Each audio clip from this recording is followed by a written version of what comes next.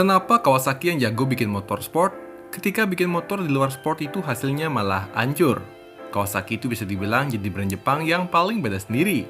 Di saat pabrikan lain seperti Honda, Yamaha, dan Suzuki punya motor yang bagus di semua genre, mulai dari motor sport, bebek, sampai matic, kenapa Kawasaki kesannya cuma pintar bikin motor sport doang? Bagi orang awam, Kawasaki ya ninja. Tapi buat yang tahu sejarah, dulu Kawasaki sebenarnya pernah nekat bikin motor bebek dan mencoba bersaing dengan 3 raksasa Jepang lainnya. Tapi entah kenapa, kejeniusan Kawasaki dalam membuat motor sport yang kencang dan berpenampilan keren sama sekali nggak diaplikasikan ke motor bebeknya. Faktanya memang banyak motor bebek Kawasaki yang nggak bisa dieksekusi dengan baik.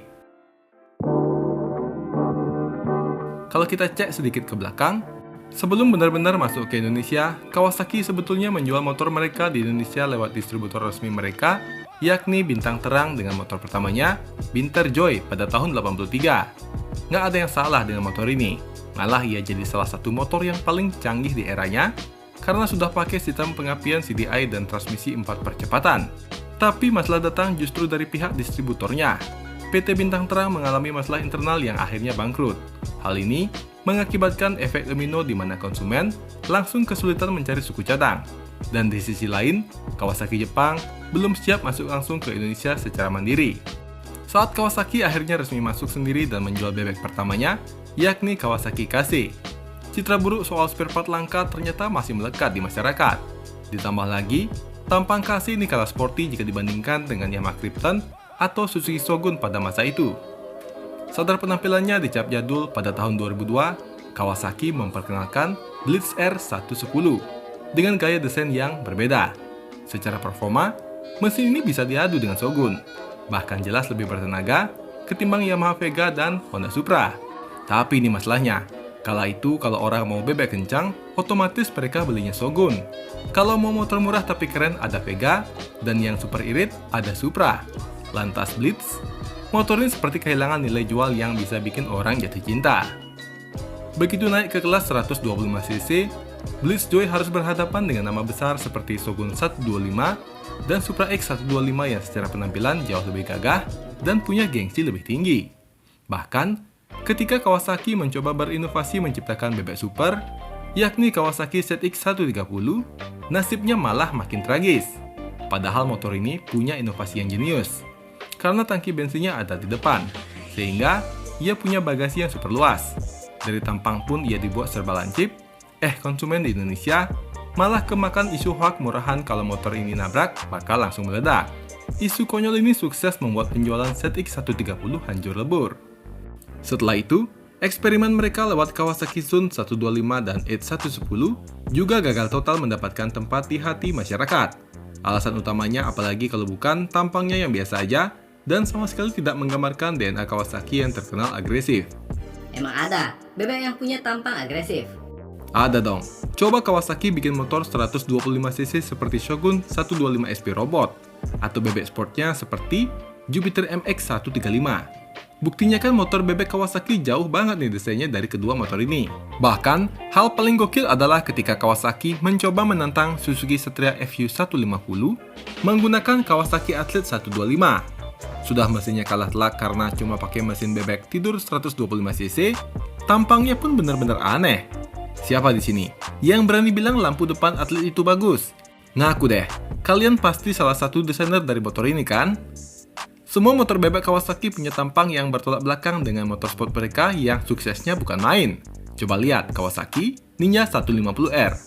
Desain motor itu diperkenalkan pada tahun 96, yang artinya sekarang desainnya sudah berumur 30 tahun. Tapi bayangkan, motor dengan desain 30 tahun lalu sampai sekarang masih kelihatan keren, masih kencang, dan masih dicari banyak orang.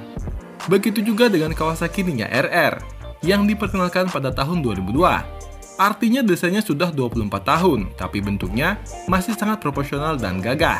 Bahkan, desainnya nggak malu-maluin jika disandingkan dengan motor sport firing kekinian. Artinya, Kawasaki sukses besar bikin desain motor sport. Pertanyaannya, emang desainer motor sport Kawasaki dan motor bebek itu beda orang ya? Faktanya, di dalam struktur R&D-nya Kawasaki Heavy Industry di Jepang, tim desainer untuk motorsport performa tinggi seperti keluarga ZX dan Ninja berada di divisi yang berbeda dengan tim desainer untuk motor komuter harian. Dan ada beberapa alasan yang berhasil saya rangkum. Yang pertama, desainer terbaik, paling senior, dan paling idealis selalu ditempatkan di divisi sport. Mereka diberi anggaran tanpa batas untuk mengejar estetika dan aerodinamika. Sementara divisi bebek diserahkan ke tim junior yang pergerakannya dibatasi ketat oleh bagian finansial. Bodi harus fungsional, biaya cetak plastik harus murah, dan harus bisa bawa barang. Ego fungsional inilah yang membunuh estetika bebek Kawasaki. Yang kedua, sebagian besar desain motor bebek yang dijual di Indonesia sebenarnya bukan didesain khusus untuk negara kita, melainkan produk global untuk pasar Asia Tenggara seperti Thailand, Malaysia, atau Filipina. Kasusnya seperti Kawasaki Athlete, itu murni selera pasar Filipina. Di sana namanya Kawasaki Fury, yang suka desain batok lampu besar. Begitu dibawa masuk ke Indonesia, jelas langsung kalah ganteng ketika diadu dengan desain dari Suzuki Satria FU. Ya udah deh, makanya desain motor-motor bebek Kawasaki jadi berbanding terbalik kan dengan motorsport mereka. Melihat kegagalan total di pasar bebek, dulu muncul sebuah kesimpulan yang dianggap mutlak. Kawasaki itu nggak bakal mau bikin motor matic. Analisis bisnisnya kan sangat masuk akal ya. Pasar matic entry level seperti Honda Beat atau Yamaha Mio memiliki margin keuntungan yang sangat tipis. Pabrikan hanya bisa untung besar jika mampu memproduksi dan menjual dalam jumlah jutaan unit per tahun demi menekan biaya produksi massal. Sebagai pabrikan paling kecil di antara The Big Four Jepang, kapasitas pabrik dan modal Kawasaki jelas tidak akan sanggup mengimbangi kegilaan volume produksi Honda atau Yamaha.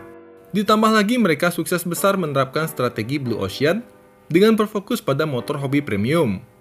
Menjual satu unit Ninja Zetik 25R atau Zetik 6R memberikan keuntungan finansial yang jauh lebih tebal dengan risiko yang lebih kecil. Selama bertahun-tahun, dogma di kepala konsumen sudah terbentuk. Kawasaki adalah Ninja, sebuah motor sport yang identik dengan kecepatan dan kasta yang tinggi, bukan motor matic murah untuk belanja ke pasar. Namun setelah sekian lama menjadi penonton di pasar motor matic yang semakin besar, Kawasaki baru-baru ini justru membuat keputusan yang mengejutkan sekaligus membingungkan. Mereka resmi memperkenalkan Kawasaki Brusky 125. Langkah ini langsung meruntuhkan semua argumen idealis tentang gengsi dan prinsip motor laki yang selama ini mereka agungkan. Ironisnya, Brusky 125 bukanlah motor yang murni diriset oleh Kawasaki. Motor ini mengambil basic dari Modenas Karisma 125 asal Malaysia, yang konon, ini baru isu ya, Modenas Karisma 125 adalah rebase dari motor Cina. Yang disayangkan juga, ketika kalian melihat tampangnya, siapapun nggak akan bisa berbohong. Jika dilihat sekilas maupun dipelototin dari dekat, bentuk motor ini sangat meniru Honda Vario 125 generasi sebelumnya. Pertanyaannya malah jadi gini, dengan harga sekitar 26,5 juta rupiah, apakah motor ini layak untuk dibeli? Jika diadu secara head-to-head dengan Vario 125, menjual Brusky 125 akan menjadi tugas yang sangat berat bagi para sales Kawasaki. Secara performa, tenaga motor ini sedikit lebih kecil. Kapasitas bagasinya pun kalah luas. Dan yang paling krusial, mesin motor ini masih berpendingin udara alias belum memakai radiator seperti Vario 125. Terus, siapa nih target pasarnya? Ngelawan Vario 125 dengan spesifikasi yang setara aja udah susah. Apalagi ngelawan dengan spesifikasi yang berada di bawahnya, namun dijual dengan harga yang sama. Menurut saya pribadi ya, langkah nekat ini justru menimbulkan kekhawatiran baru di kalangan konsumen. Banyak yang takut nasib Brusky 125 bakal berakhir tragis seperti Kawasaki Bajaj Pulsar 200 NS dulu. Ketika motor hasil kerjasama tersebut nggak laku di pasaran, spare part jadi langka. Harga bekasnya jadi hancur dan pemiliknya pun pasti malu buat servis P200 NS di dealer Kawasaki. Udah gitu, kalau dipaksa pun mahal juga jatuhnya. So jujur aja nih, kalau tujuannya adalah menjaga reputasi, Kawasaki seharusnya nggak usah memaksakan diri masuk ke segmen matic murah ber-cc kecil. Tapi, kalau emang mereka pengen banget nih jualan matic, ketimbang masuk ke kelas matic 125cc yang parah banget persaingannya, kenapa mereka nggak masuk dulu ke kelas maxi scooter premium? Meski sama-sama bukan 100% buatan Kawasaki, tapi motor maxi scooter Kawasaki yang dijual di Eropa yakni J300i, yang kalau masuk ke Indonesia bakal jadi J250i, lebih masuk akal aja. Karena kan lawannya cuma Yamaha X-Max dan Honda Forza 250. Pembeli motor matic 250cc bukan lagi cuma mementingkan harga murah, irit dan fungsional. Hal pertama yang mereka mau justru pride. Dan Kawasaki udah punya modal gede nih kalau ngomongin gengsi. Bagi yang belum tahu, J300 yang dirilis di pasar Eropa merupakan hasil kerjasama antara Kawasaki dengan Kymco. Bagian mesin, sasis, dan suspensinya murni menggunakan basic dari Kymco Donton 300i yang sudah terbukti tangguh. Tugas desainer Kawasaki cuma mendesain ulang bodinya, biar punya DNA seperti Ninja. Kalau aja nih, Kawasaki masukin motor ini ke Indonesia untuk menentang X-Max atau Honda Forza, ceritanya akan jauh berbeda. Harganya yang mahal akan terasa wajar, dan gengsi atau pride pemiliknya sebagai penunggang Kawasaki tetap terjaga. Konsumen akan melihatnya sebagai motor hobi yang berkelas, bukan sekedar motor komuter yang meminjam cetakan bodi kompetitor. Kesimpulannya, Kawasaki yang kita kenal dulu adalah pabrikan yang sangat tahu diri. Mereka sadar nggak akan menang melawan raksasa seperti Honda dan Yamaha di pasar motor harian, sehingga mereka memilih setia pada idealisme motorsport. Namun, kehadiran Brusky 125 seolah menjadi anomali yang dipaksakan. Dibandingkan bertaruh pada Matic murah berspesifikasi seadanya, yang berisiko merusak citra premium mereka, jauh lebih bijak bagi Kawasaki untuk tetap mempertahankan warisannya, menjadi raja di kelas motor hobi, atau sekalian, bermain total di kasta Matic Premium. Nah, bagaimana menurut kalian? Kawasaki mending jualan motor sport aja atau boleh-boleh aja nih jualan motor Matic? Tulis deh di kolom komentar. Dan sekian video kali ini, sampai jumpa di video selanjutnya. Terima kasih.